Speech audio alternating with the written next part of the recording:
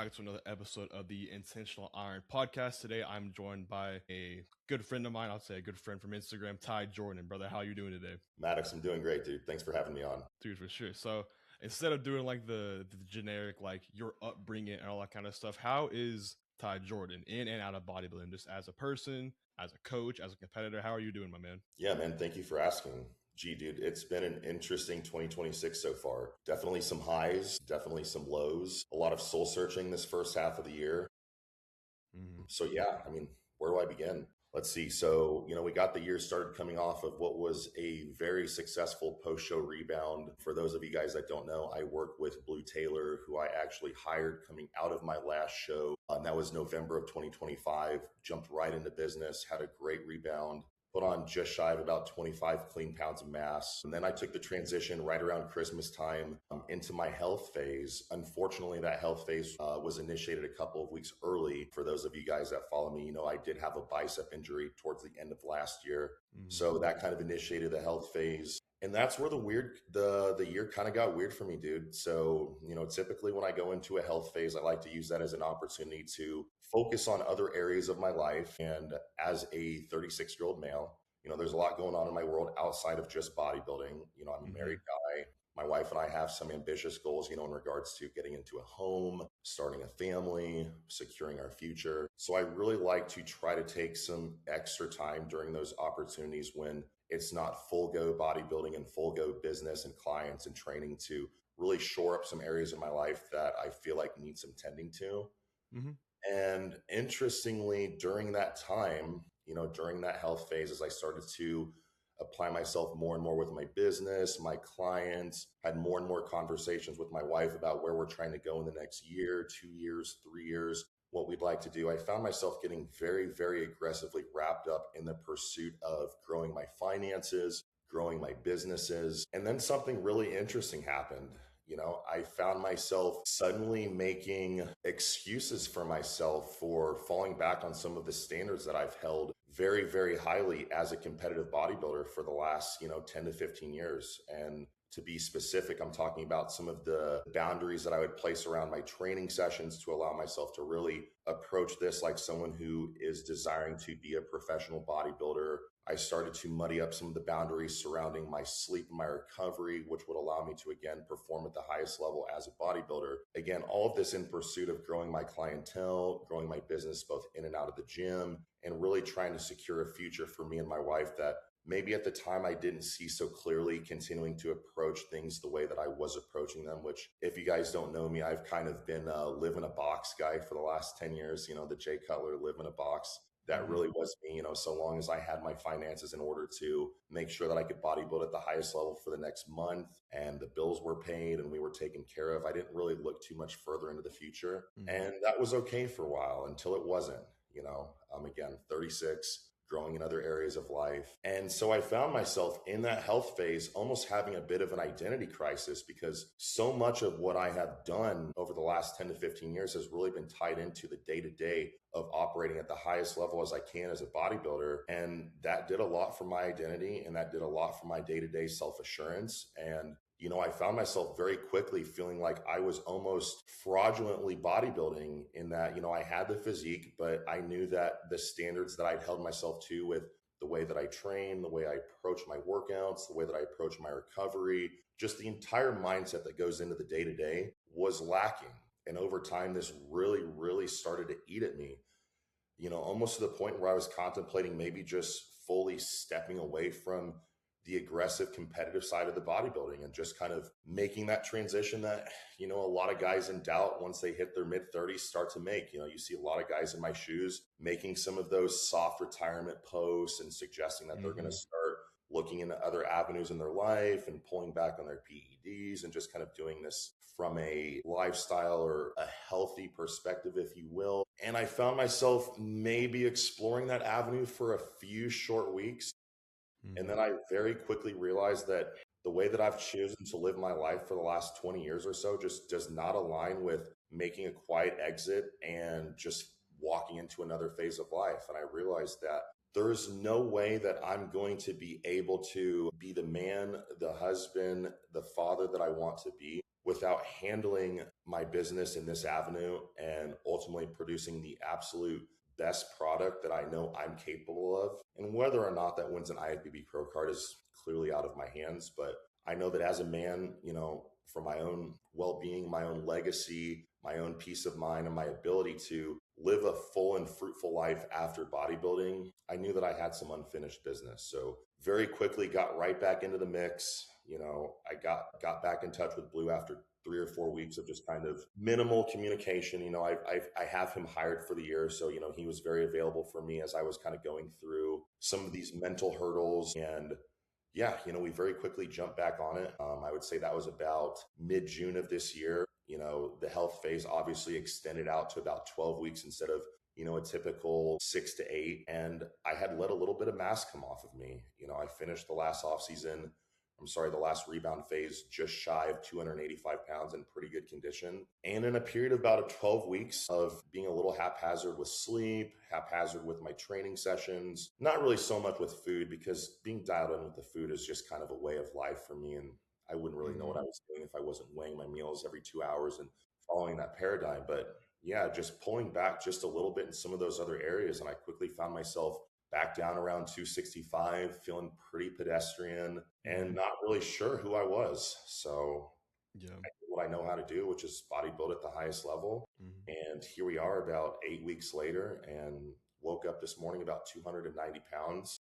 Hell yeah. Pretty happy with where the physique is, pretty happy with where the training is. But, ultimately, I'm still trying to shore up some of those issues that I found preventing me from really continuing to make some of the progress that's needed at this level. Because, there's no secret when you've attained a high level physique, I consider myself a national level physique, a physique that has the opportunity to maybe one day go professional.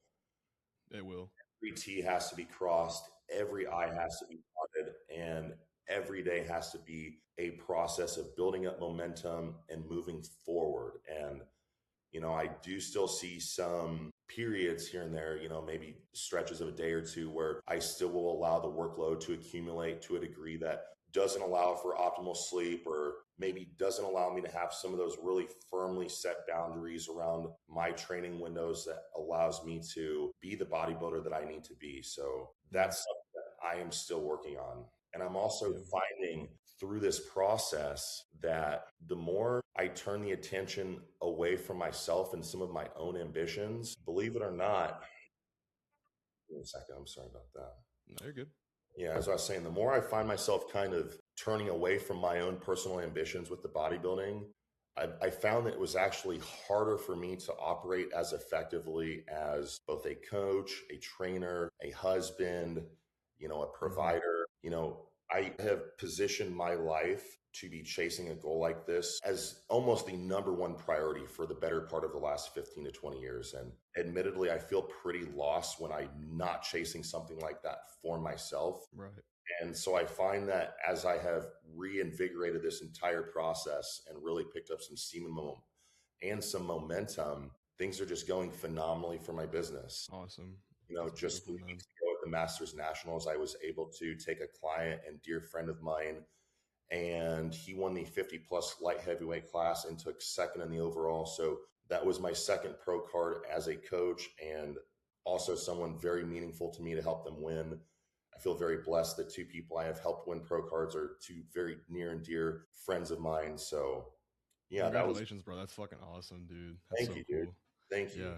It was very positive for me. Business has gone great since then. And, it's nice to see my roster and my team excited about what I'm doing, not only as a coach with my clients at the highest level, but with my own bodybuilding. I realized that in my absence from pursuing this at my max capability and at my highest potential, that I was somehow losing a bit of the connection that I had with a lot of my own clientele within my roster. And I didn't realize how much my clientele looked to me as a bodybuilder and as a leader in my day to day to propel them. And so, I feel like it's important to not only do this for me, for my own peace of mind, so that I can live the life that I want to live now and after bodybuilding, but it's very important for me to be in position to lead and inspire and to teach and grow young men.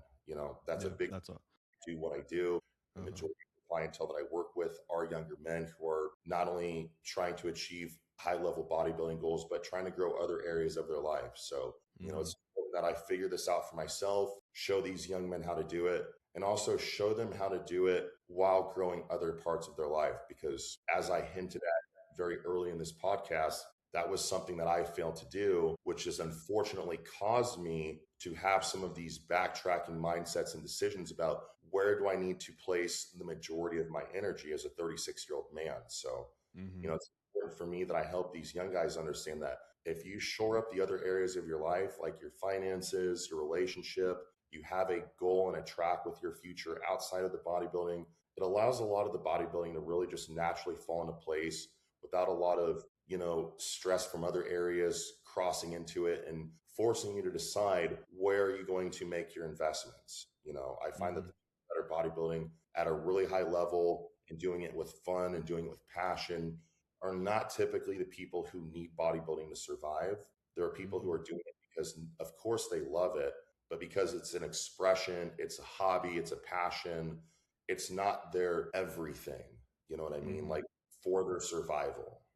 Correct. Yeah. So it's important for me to get into a position outside of bodybuilding to where I can make the absolute best decision possible for me as a bodybuilder, whether it be what shows I'm doing, what drugs I'm taking, what coach I hire, without the financials coming into the picture and possibly causing me to make a less than ideal decision so that other areas of my life aren't upended by my bodybuilding. So that's a huge part of what I'm trying to do with the young men out here. Yeah, man, you've hit on so many good points just now, as from the switching of like priorities that you had and seeing how that took a hit on like your own personal process. I think a lot of people go through that. Like they'll try and let one part of their life, be it their like bodybuilding pursuit, take a hit and pursue maybe more clients or more social time or whatever. But what I've come to realize, I went through a similar period recently to where I also like fell off the wagon. And whenever you do that, you're not able to give back to like all the other areas of your life. And it's so crazy seeing how that correlates, like especially with you, since you're in a position where you have so many young guys looking up to you. If you're not carrying yourself and like leading from the front, your clients will reflect that as well. And I think that when people look at bodybuilding, they look at it in a very like a just the not the right perspective of thinking it's like a selfish sport, when it could. And if you carry yourself the right way, I think it's nothing, it could not be further from that. Because when you're able to really like invest in yourself, you are able to give that back to your loved ones, your clients, and your work, like wherever you work at. And it just makes you a better person. From the average person on the side of the street looking in, it's like, oh, this guy just looks at himself all day and takes all these drugs and all he cares about is training and all that kind of stuff. When it's like, when you really get into like the weeds of it, it could not be further from that. I really align with a lot of what you just said there. And interestingly, I found for me in my own bodybuilding pursuits, it's almost as if the deeper I have got into this process, the more the ego actually almost comes out of it. Like the time spent wanting to just obsess over your physique and obsess over content generation and spend 10 or 20 minutes after every workout, hitting all of your poses, looking for the best lighting. As I've grown as a man, I found myself spending a significantly less amount of time on that part and a significant more amount of time internalizing, trying to perfect the processes and just trying to stack that internal momentum. Because ultimately, I no longer find that I'm doing this so much for the external. I mean, don't get me wrong. Like, I love carrying the size. I love carrying the size. Don't get that part mixed up. I do love it. Right. Yeah. But, gone are the days where I'm assessing my physique multiple hours of the day and I'm obsessed with the social media and the affirmation that comes with having the physique. Like, that is so far past where I'm at in my journey. And it's really more an internalized self-expression and trying to figure out what kind of man am I really inside and out? Like, am I really capable of achieving the goals that I set out to achieve 10 to 15 years ago? Am I really capable of keeping up with some of these other men out here that I really respect, admire, and, see myself wanting to keep pace with? I feel like I've made a pretty big transition in that sense to where I'm not doing it for a lot of the same reasons that I initially started doing it. And I know that for me, again, the peace of mind the satisfaction from this journey. It's not going to be so much results driven, but it's going to be more about my self-application, my self-mastery, and the subjective nature of what I put up there on that stage whenever I do return, because ultimately winning a show largely out of our hands, outside of checking all of our boxes with condition, muscularity, posing, symmetry, ultimately the judges still have to like and appreciate your physique.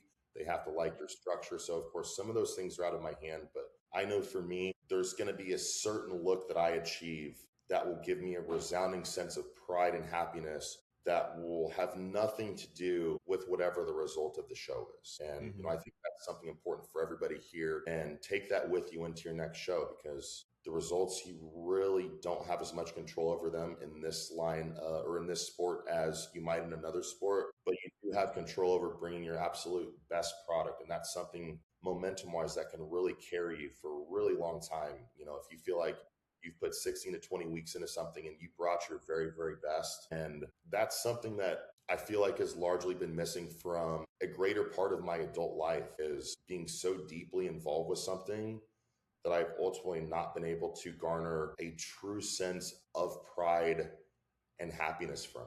And that's really hard to admit, but as a competitor, not as a coach, but as a competitor, I still feel largely like I'm an individual with a lot of potential that has been unfulfilled. Damn And right. so it does make it hard in some senses to carry myself with the level of authority and more or less, I guess, aura that you would expect for someone with the physique that I've built, the time that I've spent in it. But again, a lot of that has to do with the respect that I have for my peers, the respect for their journeys. And this is a comparison game. Yeah, It's, unfortunately. it's a sport where it truly is a comparison game. I mean, you can kind of cope and put your head in the sand and just say it's all about my own individual journey. But our peers in this sport are about the best benchmark that we can have.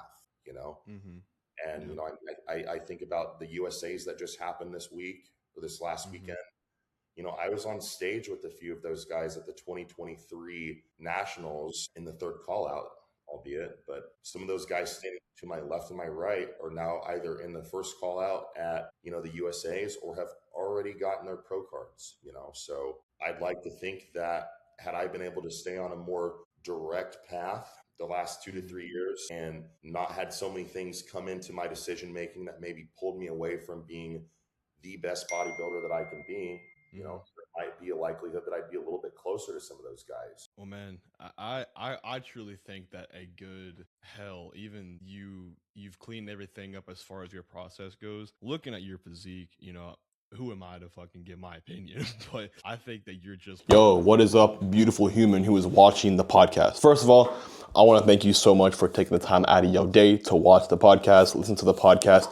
It means more to me than you guys know. But I recently checked my YouTube analytics, and 89% of you guys that are watching are not subscribed. So if you could do me one little favor, take some time out of your day and please hit that subscribe button, hit the like button, hit the bell, do all those cool things, and that will mean more to me than you guys know and will help me build this channel so I can bring on greater guests, keep giving you guys information and all that good stuff as well. Second thing is, this channel is not sponsored, so I do not make money from these videos, but one way that you can support me is by using my affiliate codes. Right now I've got 3 affiliate codes. One is going to be with Nutrix Supplements. I've used all their products for about 2 or 3 years now. Their protein is very good. They have a vast variety of EAA flavors and all that kind of stuff as well. I have a code with Biomass Labs. This is my little bottle of SLU for all your peptide needs. It'll be code MADDOX over there, just like my name, MADDOX.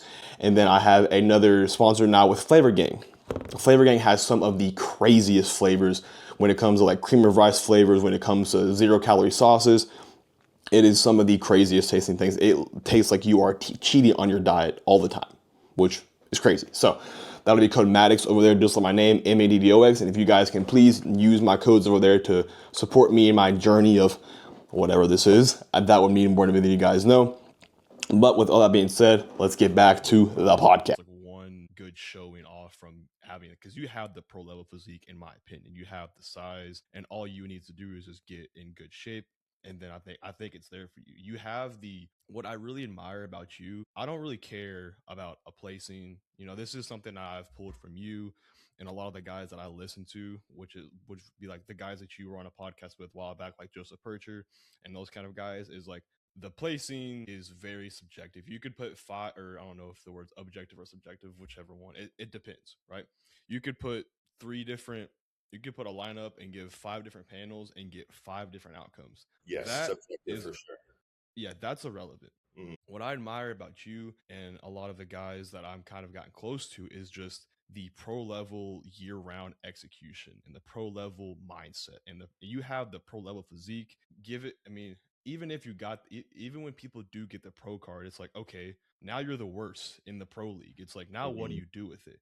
You know, I think that's why a lot of people burn out on the sport that are getting into it nowadays. Is it's not a pursuit of self mastery. It's a pursuit of the likes. It's a pursuit of the follows. And what you have to realize is that that is all things that are not within like your circle of control. You can't control your pictures getting out to the Instagram algorithm. You cannot control what those 5 men or women in front of you are thinking about your physique, because that's just out of your control. And those things that are out of your control drive so much like anxiety and depression. And like that's literally when you just focus on like your process, whether it be eating your food every single day, not missing meals, tracking your training, taking your drugs, taking your supplements, getting the right amount of sleep, all that kind of stuff. All of that is stuff that is in your bubble that you can control, and that is all you need to worry about. The placings will land where they land, and I think that guys just need to realize like it is a bodybuilding is like it's such a the synergy between like a lot of I could tell by the way you carry yourself. You're probably like a very philosophical thinker. There's probably like some Stoics that you read from, or that you've Yes. taken some. Yeah, exactly. There is Mhm. such a cool synergy between like Stoicism and bodybuilding that is like I think the true value that bodybuilding brings to a man's life. It's not the like you said the size, the pro card, all that shit's cool. That is awesome. Like you love being huge. You're gonna have the pro card soon. Like that's all gonna be cool, whatever. But it's like the way that you're able to develop as a man is like that is it. That is it, in my opinion. You know. Yeah, dude, I love so much of everything you just said there. You know, it really hits back on a lot of my reflection of how this year has gone for me, you know. And it's funny, like you talk about, you know, the social media and, you know, what some of the younger generation is motivated by as they approach this bodybuilding in this industry. And I kind of talked about, you know, my metamorphosis from really kind of moving away from that and making this more of like an internalized process. It's funny, you know, I have shifted so far the other direction that like I actually consider myself very, very bad at the social media. You know, like there's so much stuff on my camera roll, you know, good training sets, good post workout, you know, pics that I've snapped really quick that nobody ever sees because, you know, I have inundated my life with so much work, both in the gym with clients, online work with clients that oftentimes, you know, again, as we talk about my processes, I'm barely getting the situation figured out to be able to allot the time that I feel my physique deserves in the gym. And then I'm right back into the work grind. And very rarely do I feel like I have those extra minutes to really even want to apply myself to the social media. Because at this stage of the game, you know, I've recognized that the end result of being present there just doesn't really do a whole lot for me up here. And Mm-hmm. I'm in a unique position within my own businesses to where, again, this might sound like a coping statement, but at least up to this point, with the way my businesses have gone, I have not really been especially reliant on my social media activity to grow my clientele both in the gym and online. So, as you see, my social media is still largely a reflection of myself and my own bodybuilding journey. Mm-hmm. And you'll also notice there's a lot of gaps within that because I just don't really post that much because I am so internalized with this process. And I will also acknowledge that if I'm posting, it probably means my self esteem is in a pretty good spot and I feel pretty good about my processes. And Mm-hmm. if I'm not, then it probably means that I feel like I could be reaching a higher bar with my day to day processes. You know, because most days my physique is a pretty exceptional physique in comparison to the average gym goer. And, you I know, would that's say something so. I could monetize for attention or likes or what have you on a daily basis if that was more important to me. But That is just not what is driving me at this point. And, it's interesting that you mentioned some of the podcast work that I had done with both Joe and with Luke. And, some of that, believe it or not, like this is an interesting subject, but some of that even tied into where my mental went and some of the spiraling that ultimately happened. That was an incredible opportunity that I never even dreamed would come my way. I can still remember making like a 12-hour trip to New Mexico to visit my wife's family and just coming across all of Joe's work and really fell in love with what he was trying to do and the message he was putting out and the way that he was teaching bodybuilding to both up and comers and people who had, plenty of time within the sport. I really got behind what he was doing. And after expressing that to him and getting a chance to do a one-on-one with him, I found myself as a regular podcast panel member. And that was a really weird spot for me, man. And I'll tell you why. Like I have so much respect for Joe's experience, his knowledge, the guts it takes to just put yourself out there just like you're doing and starting a podcast channel, and doing it without, an extremely reputable position within the sport or an extremely reputable contest history. Like that takes a lot of guts. And I have so much respect for that, more guts than I probably have within me, as I've never really done anything like that. And, as I found that dynamic kind of settling out over the weeks, I ultimately started feeling a bit of some of the identity crisis that I've led on to you. And that, I see Joe as a very wise, thoughtful, experienced coach and a growing bodybuilder. And then I see Luke on the other side of the panel, basically achieving everything I expected to achieve by the time I was 30 years old, young, upcoming IFBB super heavyweight pro, good looking guy, got everything going for him, world at his feet, and he just, he has a certain aura about him to where, doesn't seem like too much stresses him out. He seems pretty relaxed, pretty comfortable with where he's at in his life. And I ultimately found myself struggling to figure out, where do I fit into this dynamic? As, again, I'm not ashamed to acknowledge that I'm not proud of where I am yet as a competitive bodybuilder. I've not achieved everything or anything close to what I've set out to achieve. And that's me, ultimately in comparison to Luke. And then on the other side, I don't consider myself yet to be as experienced or as knowledgeable as Joe. And within that, I found myself in a bit of an identity crisis. And I started to question my own sense of authority, my own sense of belonging, and a lot of what you hit at, talking about things like stoicism and stuff. I think I'm a great person to talk about subjects like that because I've seen it from the other side. I've seen life from the side of being over anxious and doubtful and pessimistic and quick to judgment, so just like, as a bodybuilding coach, I came from an era where we didn't just hire a coach right when we walked into the sport, and we kind of had to do a lot of trial and error and figure some things out for ourselves and really learn our own genetic code. So ultimately, I think those are some of the things that just make me a unique individual, because I've lived life in a manner to which ultimately didn't get me to where I want to go in many senses. And I've had to learn and trial and grow through a lot of that and get to the other side to now be in position to speak on a lot of these subjects and to teach them.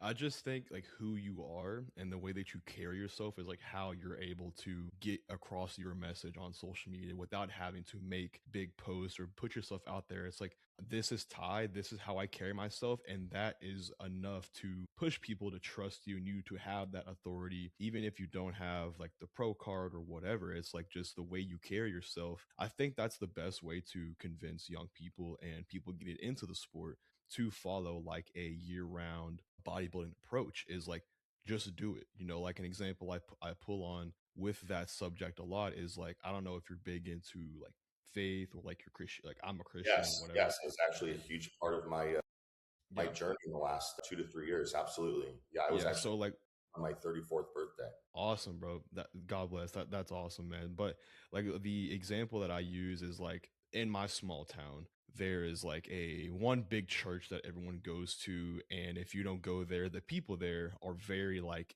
against you or rude to you or mean to you. And it's like, if you truly want to lead someone to God, do it by the way that you live your life. If you push things onto them or try to put it seems like a kid. If you tell a kid to quit breaking something, he's gonna keep breaking. He's gonna break it more. If you try and force like Christianity onto someone, they tend to like shy away from it even more. But and then connecting this back to the bodybuilding thing, if you try and like hammer it into someone's head and like try and preach it to them 24/7, if you just live it, the process like you do yourself, and put your like knowledge out there, or put your value out there in the way that is just you, in the way you carry yourself, that is how you convince someone like, I want to do it like this. And I think that's where you have your value in the space. And I think that just you being yourself is how you like bring value to other people's life. And I think that's awesome. I think that's probably the most genuine and good way to go about it. Well, I appreciate that, dude. I mean, for being real, I really don't know how to be anybody else. I see a Yeah. lot of guys, who are on social media who, they can pull their phone out and be extremely outgoing, and they can do the reels and stuff. And, I hate to be self-defeating and say that I just can't do things, but, up Yeah. to this point, like, that's just not really who I am. Like, I'm more of a sit down, like, let's have an intense, real conversation. Let's get deep. Let's get to know each other, and let's really connect. And, that's kind of like a unifying theme with me and almost all of my clientele. I just garner real world connections with people, and those connections last over time, and people learn to put their faith and their trust in me. They know my heart's in the right place, and I do this for the right reasons. And I never like to take too much credit for the work that I do in this sport either. A lot of coaches, I think when they have clients achieving certain levels of success, they almost like to over explain what went into that process to almost express like their wizardry and Marketing. their brilliance from a marketing perspective. And I totally understand all of that. But like, Right. again, like I've had a lot of different forms of ego death within the last 2 years. Some of that stemming from, adopting the Christian faith and being baptized, and also just walking this walk and realizing what is and isn't important to me, and what in this life is really lasting in terms of impact, meaning, things that you'll remember and take with you. And so, yeah, there's been a lot of ego deaths, but through all of that has the resolve to really feel at peace with myself internally, and proud of myself for what I've accomplished, and to be able to take those experiences and grow, lead, build. That's ultimately what's most important to me going forward. That's awesome. Yeah, just loving the process and perfecting it, man. It's something that you're able to call upon like every day you wake up. And there's such a beauty in that. Whenever you get into something, be it you want to be like a musician, you want to be a stockbroker, you want to be a bodybuilder, the outcome that you are shooting for, and if you get into it simply for the outcome, it's like the quote, the guy who loves to run will run a lot further than the guy who's wanting to get to the end destination. That's it. And there are so many little wins in your bodybuilding process that you can accumulate throughout a day that will just keep that momentum going forever. Whether it be getting your meals at the right time, getting your train at the right time, getting this, getting that, it all just builds momentum, and it never stops. And it's really cool when you're able to You still just love there? the process of it. Sorry, you broke up a little bit, but I was definitely catching most of what you're saying until I lost you for a few seconds. Yeah. Man, you actually hit on a great point that makes me reflect on some of my experiences as a college football player relative to now my experiences in the last 10 to 15 years as a bodybuilder. And when I think about my time as a football player, that was the perfect like dichotomy example here of the difference between doing it for the passion and the process and the journey versus doing it for the result. I never really found myself in love with playing football, even doing it at a very high level. I definitely love playing the game, Friday nights under the lights, and then, my 1 year of playing college football on Saturdays. Love those experiences. I love to be a gladiator. I love to put it all out there on the gridiron. But dude, what I did not love was any part of the process from Monday, sub out Friday, then you include the weekend. I hated the other 6 days of the process. I hated being out on the practice field for 4 hours a day, standing around, working against the scout team. I hated film. I hated study hall. I hated the bus trips, 5 to 7 hours across multiple states. Really didn't like any of the process except playing the game. And so that made existing within the processes almost a nightmare. Yeah. Utter misery, from Monday through Thursday. And then you wake up on Friday. Yes, I get to play the game. This is why I do the Monday through Thursday. You juxtapose that with bodybuilding, and there are daily wins that, as you just acknowledged, to be had that excite you, that build you up, that move you forward. And you can get lost in the process in a way that you almost don't even care about the end result, because the day to day is carrying you to such a degree. And, I think that was a huge part of what I found was missing from my life in the last few months, even as, the finances were stacking up, the clients were stacking up, more and more hours of my day were being claimed by new business, which, it's going to make any man feel good who's on a pursuit to build a future, of course. But, I slowly, as I acknowledged, started to lose myself as I was not getting those daily wins in the gym with my physique, building momentum with my meals, seeing the scale go up, getting PRs. Those are the things that I came to fall in love with every single day for the last 15 years that suddenly were like quickly removed. And that played a huge role in what felt like kind of a bludgeoning identity crisis that was coming upon me. I pulled a lot out of what really made me me and allowed everything else to just kind of naturally fall into place, because as men, we don't really live a life for day-to-day excitement and frills and thrills. We're purpose driven. We're here to build. We're here to create. We're here to lead. But within that, there has to be some semblance of passion. There's got to be some passion. You can't just be an emotionless robot who's just plugging and playing and just moving forward. You've got to be passionate about what you're doing. And so getting back to the passionate pursuit of bodybuilding was ultimately what recentered my life and got everything back into focus. Yeah, when you have that like center, like Gabe Rocha, I had him on recently. We talked about like you have to have like a North Star, and whatever that is for you, whether it be your bodybuilding or your business or your family or whatever your North Star is, you have to always have that there. You don't want to be like the like a friend of mine. We talked about this last night. It's just like you don't want to be the wake up, go to work, come home, repeat, and just have that no North Star. That's just not a life that. Not a Yeah, life, knowing a lot of life is not good. I got way too much of a taste of that over a very short period of time, just a few months ago. And yeah, me too. I found myself very quickly rejecting that as I felt like I was dying, not even a slow death. It felt like I was dying a fast death, like that's just not the lifestyle for me, like I'm not going to be able to transition into a life that looks more like that until my job in this endeavor is done.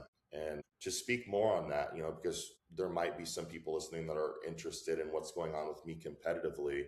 I don't have a show in mind. And that actually brings up some other area of conflict in that, when I got started with Blue and we started trying to plot what shows we might run into, it was a Blue's opinion that it might make more sense for me as a 36-year-old who had not yet really made a mark on the national scene and might not be someone that the judges are necessarily looking for at the USAs, the North Americans, the nationals, that maybe it would make more sense to go the Masters Nationals or the Masters USA route, which ultimately for a short period of time, we decided that would be the route.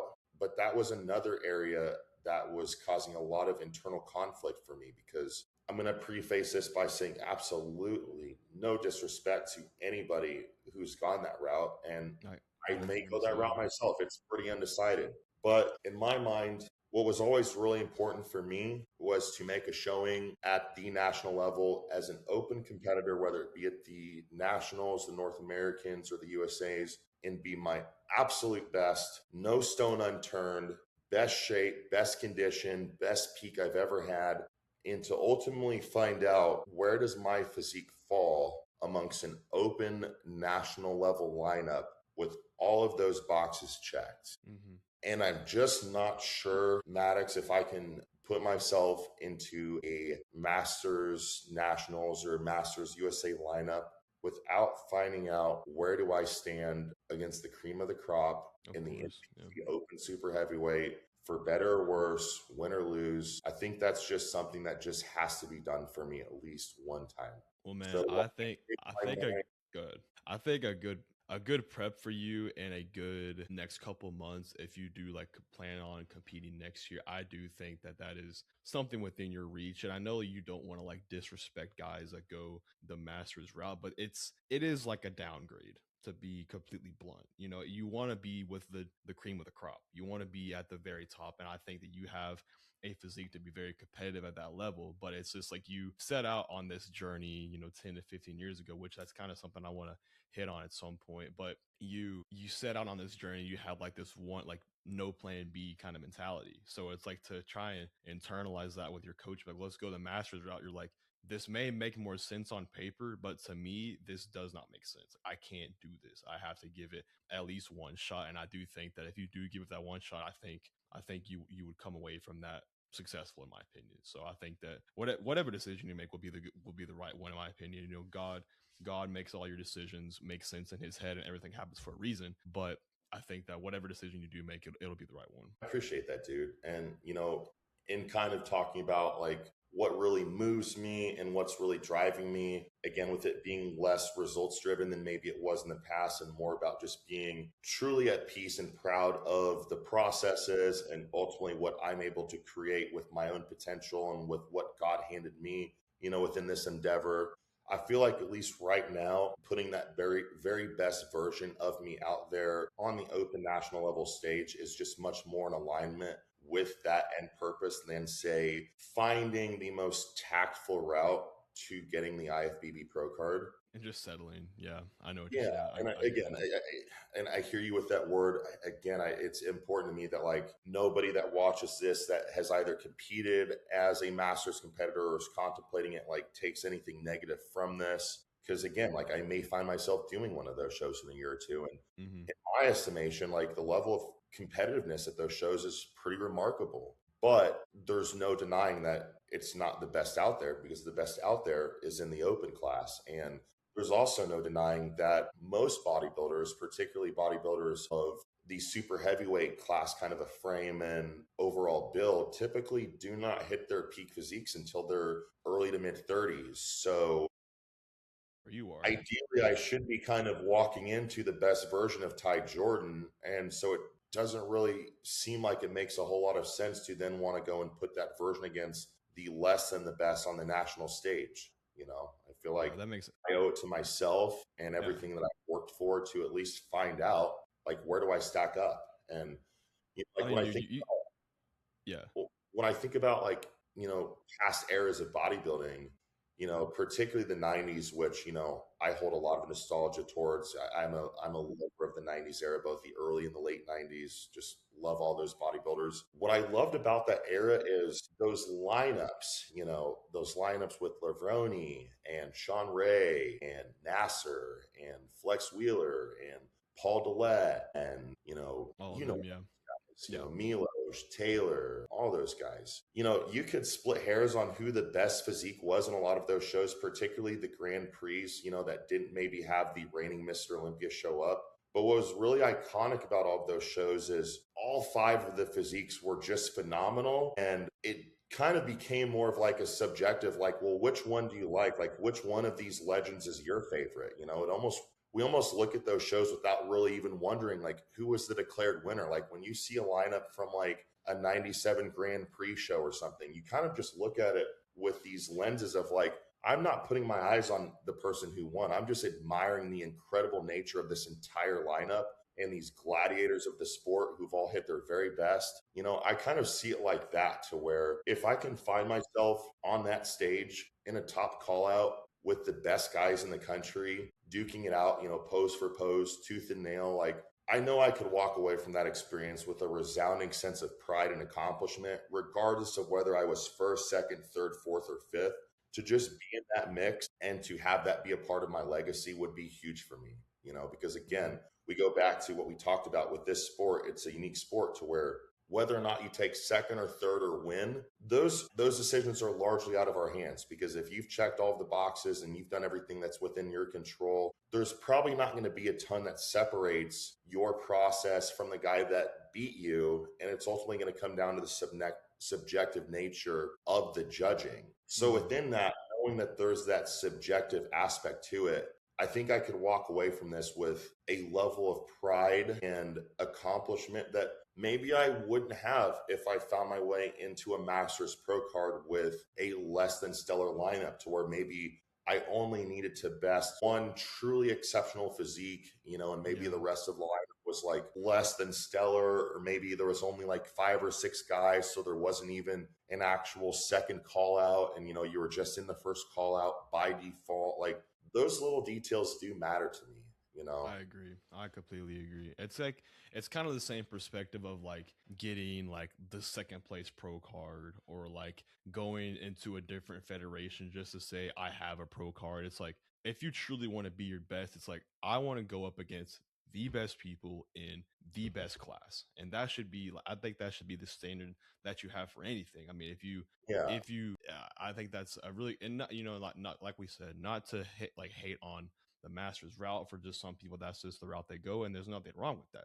But it's just like if I set out, if you yourself set out 10 to 15 years ago to be the best bodybuilder that Ty Jordan can be, you're going to go to the best. You want to go up against the best, and I think that's a really good perspective to have. Right, dude. And I mean, again, nothing against those guys that have gone that route, but like I know for me, like let's just imagine I did win the card at one of those master shows. Like Yeah. it would be somewhat difficult for me upon returning from that venture and having to kind of figure out my words or my lingo to explain to people, well, yes, I am now an IFBB Pro, but I didn't go against the best and I didn't actually win. I took second, but I won the pro card. You know what I mean? Like, Yeah. again, nothing against anyone else, but like, that's just not really a conversation that I want to figure out how I have to have until I've at least been on that national stage with the best in the country. And I've really figured out, do I stack up with them or not?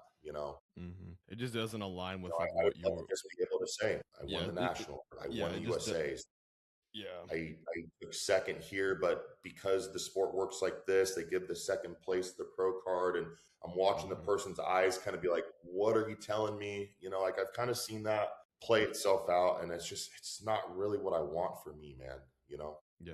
I think shooting that high for yourself is the perspective that everyone should have. But get it into a little bit of like your process. So when we always say like you need to love the process, you need to carry yourself like a professional bodybuilder 24/7, 365, yada yada yada. What does that process look like for you personally on a day-to-day basis? Yeah, dude, that's a great question, man. So, and that actually, it really hits on a lot of what we talked about, and ultimately why I have found myself at times flirting with the idea of leaving this sport at the highest level. Because for me, doing these processes to the very best of my ability is ultimately what gives me the self-esteem, the peace of mind, the day-to-day satisfaction. I'm so far removed from writing, oh, that was a great side chest that I got, post workout today. Like that's carrying me. Like it's not about that anymore. It's about, did I nail the processes? And for me, it all starts with the training and giving the training the respect that it deserves, because that is the area that for me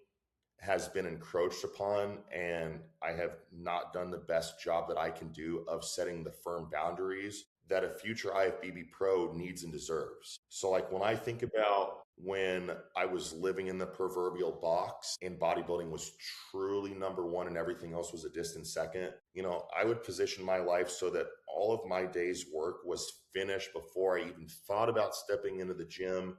I would have like a pre-planned 30 minutes of anticipation, visualization, YouTube consumption to just build everything up in my head and to get my mind and body prepared to go and actualize what I'm trying to create. The drive to the gym would be a further extension of that. And I even used to purposely select gyms that were a little bit farther away from where I lived, just to have that internalized opportunity to really gear myself up for a home run training session, because every training session for me was do or die. And it didn't matter how long it took, so long as I walked out of there feeling like I did everything I could do to inch myself forward towards that goal. And you juxtapose that with where I find myself now, where I'm having to be so perfect with the lead up of my day that typically starts at 4:30 in the morning with my first client at 5 a.m., all the way up until my training session at about 2 o'clock. If I'm going to have an opportunity to preserve the boundaries that I feel that I need to do this at the highest level possible. So that is ultimately where I'm really trying to hone back in and do a better job of placing those firm boundaries and just being more effective with the way that I approach my day and use my time so that I can get the most out of my journey. Because again, like we talked about, being locked in on the diet, that part is just ridiculously easy for me. I honestly don't know any other way to live than to wake up and eat meal one and then have meal two, 2.5 to 3 hours later, and then just work my way through the order. Like I just don't know any other way to operate. So that part is pretty cookie cutter, pretty just background easy. noise. This is background software. Just background noise. But for me, really being able to tap into this process within the training and the focus and just the firm boundaries that I think this deserves, that is the part of the process that I think is most important for me. And it's where I'm really trying to put a lot of my collective energy into.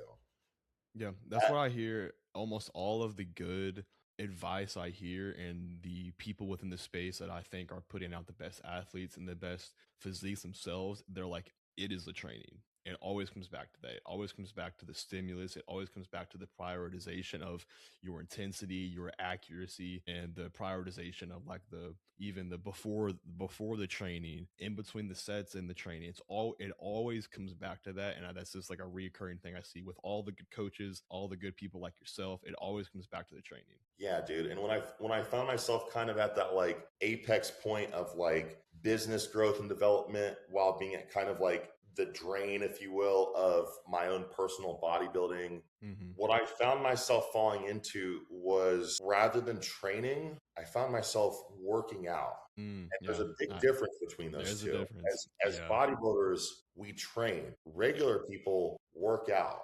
When I think of working out, that to me is more along the lines of what some of that downtime looked like for me, where you step into the gym largely unfocused, still thinking about a lot of the daily stressors that have been gnawing at you all day long, from work, commitments, family, relationships, thinking about all of those things as you're working out, while also being on the clock, knowing that I only have 45 to 60 minutes to do this before I have to get back into the real world. So you never really put yourself into the workout. You never really put yourself out of the hustle and bustle of the busy life. And there's very little progress or growth that happens within that time frame. And there's also very mental rejuvenation or peace of mind that comes from that process when you're just exercising or working out to tick a box. And I found myself almost losing my mind within that process because, again, like my self-esteem doesn't come from carrying 285 pounds of muscle or being at a certain level of body fat.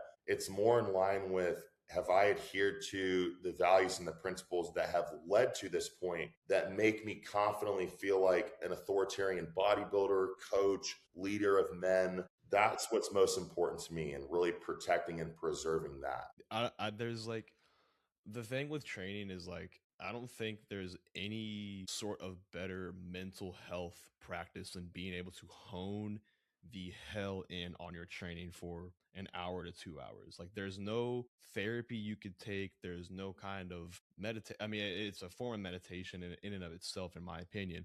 But when you're able to just like this, like, do you follow like I wanted to get into this, but maybe we could just save this for like a later conversation.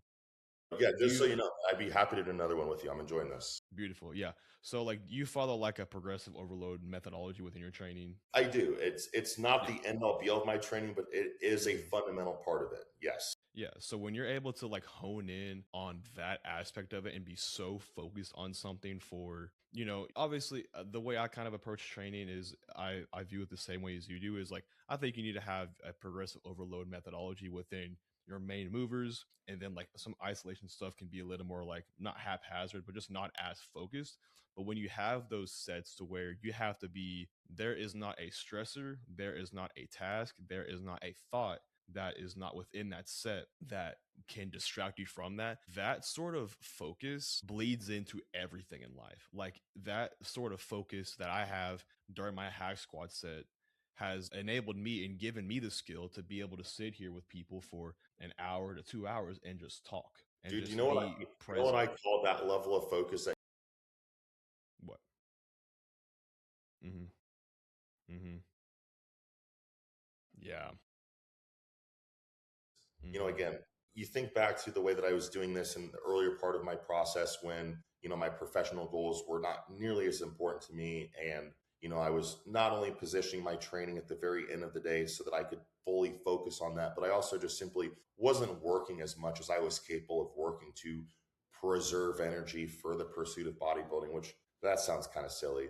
But what I will say is that within that time frame when I was approaching bodybuilding like that, my training was such a euphoric and freeing experience. And it was almost like a childlike pursuit. And I feel like it really kept me young. Whereas the way that I've been doing it for the last, few months, like it's just not the same thing. And that's why it's so important to me to figure out a new setup or paradigm that's going to allow me to create even more of that past experience, because I feel like that is what is missing. I still find myself dragging some of my life stresses into the gym with me, and I'm having to really try to effectively block a lot of that out and just put it all the way into the back of my head. And again, that's one of the most difficult things that I have come across as a man who's trying to approach both the bodybuilding and other areas of my life, is being able to just truly internalize the moment and just be locked in on the set and put all other thoughts aside. That's beautiful, man. Just being able to be so present for that it's a skill that you can use in all the areas of your life. And man, I really looking at your period that you had, that you were like off your game, just put it like that or whatever. Off my I game. think, yeah, I think that is, everything happens for a reason. Everything happens for a reason. And I think some of the best bodybuilding stretches that we've seen from guys come from people that are like your age. So I don't think that your time is up by any sort of stretch. And I think that that little off period is probably exactly what you needed to relight a fire in you, to ignite you to do whatever it is that you want to with your physique. I think that you have to go through those periods to really see about, you have to go through the bad to see the good, like that period that I I had. think you're right, dude. And unfortunately, as men, I don't know if this is just like baked into our code, but sometimes as men, I feel like we sometimes have to flirt with losing something that's very important to us to fucking snap out of whatever spiral or, downward depression or whatever we find ourselves in, and get back to being aligned with our purpose and who we were meant to be, And I hate that has been somewhat of a consistent theme in my life, but sometimes it takes like standing over the edge and really identifying, wow, there's a lot of darkness down there that I don't want for my life. Sometimes it takes really looking over and seeing it to really course correct and be like, this is not the path for me, Yeah. I think what God does is he kind of like, not saying he does this, but he kind of like kicks you down and like knocks you down. He's like, all right, let's see what Ty does. And the second that you locked it back in and was like, I have let this area of my life get to a point to where it's affecting other areas. I'm not able to give back to my clients as well. They're not maybe respecting me as much. I'm not able to give back to my wife as much.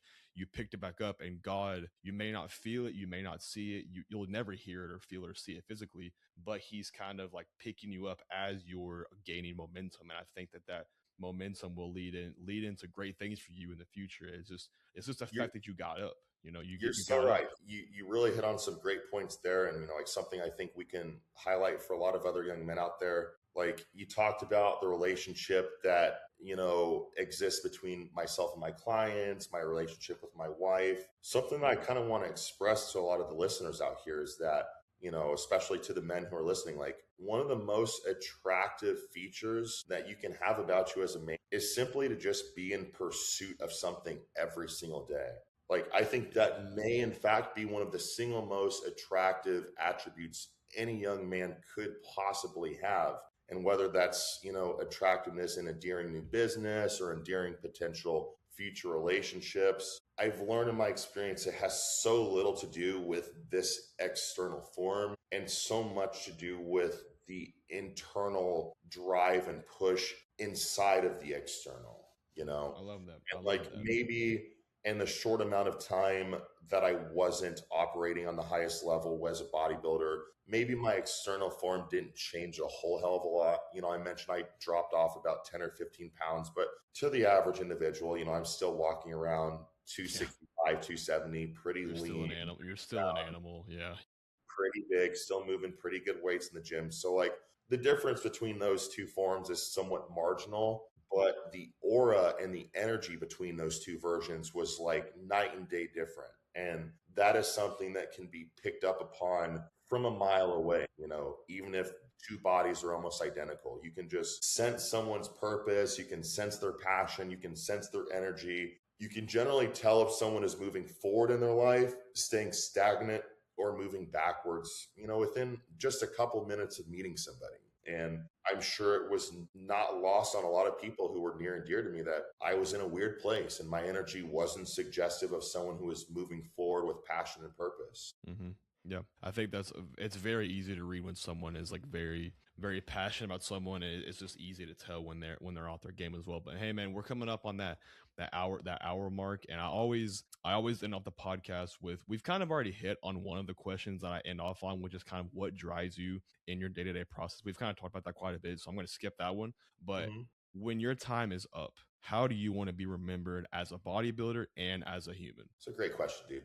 Let's start with human first, because, as I've kind of mentioned, I'm sort of in a place where I'm kind of distancing myself from whatever like the end result of me as a bodybuilder is. Yeah. But, man, as a human, it's quickly dawned on me as I'm maybe already at the midpoint of life, especially as a super heavyweight bodybuilder. I don't think we live super, super long.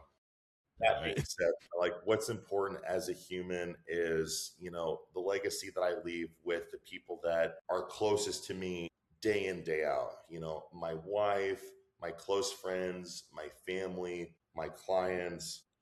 I don't think for even a second that I'm going to be remembered, as a bodybuilder for, years and years to come after I finish doing this. There are probably even people in my own gym that might have more bodybuilding potential than me. So I don't put a lot of stock in what my legacy is going to be after I'm done as a bodybuilder. But, it is incredibly important to me that when I'm finished with all of this, people remember that I was always available as a resource, someone who really put himself out there to lead young men, who could show them that in my experience, maybe I didn't do this whole walk of life perfectly, but I am willing to use some of those collective experiences, both good and bad, to be a beacon, to be a leader, to be someone that people can look up to, be inspired by, put their faith and trust in, and ultimately just look at as a version of someone to lead their life after. I think that's ultimately what's most important to me. Well, man, I can't speak for the world, but just for myself, you have been a big inspiration for me as a bodybuilder and as an athlete, as a person, just by the way you carry yourself and just through like the conversation that you have had with like Joe, even though it wasn't like a many episodes, just the way that you carry yourself is very professional, mature, and you can tell that you are very confident in the way you carry yourself. And it has made a huge impact on me. And that's why I wanted to have you on today, is because I think people like yourself that can portray that message without even really like purposely doing it that way, just by the way you are as a person, is huge. I think there's a lot of people that try and preach to be the way that you just are naturally. And I think that is really cool that I've seen from you, man. I think you're making that impact on me. So you're already fulfilling that through like what you want to leave behind. So you're already doing that. Thank you, dude. I mean, yeah, for sure. Just hearing that, it's just more affirmation that, my work is not done in this endeavor. Yeah. It's important to me to hear things like that. So I appreciate that a lot, dude. Yeah, for sure. Yeah. So where can people find you at? All right. Yeah, of course. Primarily just floating around on Instagram. You're going to find me at Ty_Jordan_bodybuilding.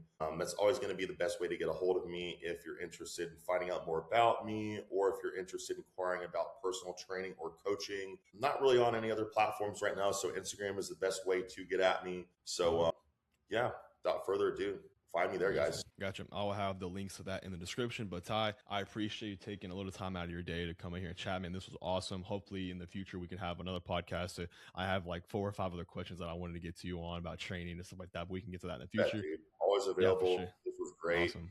And dude, I want to give you a lot of praise and affirmation for putting yourself out there like this. We talked about Joe taking that big leap of faith, and you're doing the same thing. And for that, like, I have a ton of respect for you. Not only that you're doing this, but, and I'm sure we'll talk about it a little bit more when we jump on again, but there are a lot of parallels between your young journey in the physique you started with and where you're going. Like I can really relate to your foundations and your fundamental beginnings. So I would love to talk more about that because I know it's not an easy part of this process when you're not just handed an incredible physique from the start where it's just like, well, wow, if you just put on 20 pounds, you might be a pro bodybuilder. You know, it Yeah. doesn't come like that for all of us. So I respect you. Yeah, that's the thing I really wanted to hit on was like the 10 or 15 year timeline thing that we can hit on that next time. But man, I appreciate you taking the time. Conversation, dude. Yeah, that'd be a good one. So yeah, I appreciate you coming on here, man. And until next time, I will see you guys in the next one. Thanks for having me, brother. Yep.